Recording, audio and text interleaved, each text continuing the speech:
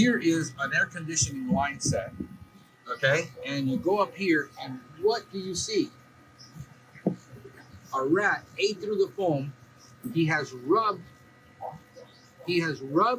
actually the copper clean from going up there. This has been going on almost for a year now, where they keep hiring a pest control company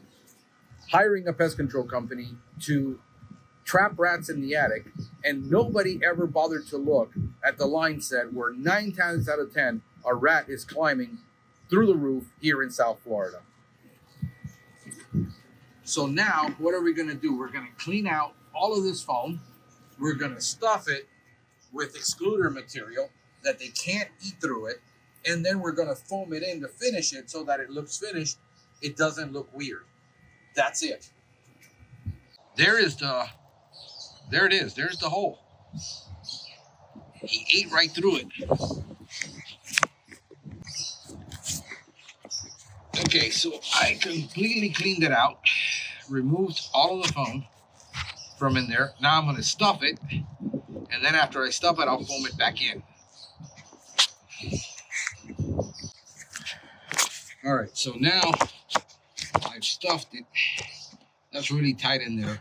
I packed it in, wrapped it all the way around the tube, and then I packed it in on every side. There's no way he can eat through it. There's no way he can pull that out. It is too much work. He would have to weigh 10 pounds. So we're going to use great Stuff Pest Block. This is not going to stop a rodent from getting in anywhere if the rodent is determined to get in and bite through it and eat it. It is a deterrent, and it is a pest proofing for insects. And it's, be safe. It doesn't have a pesticide.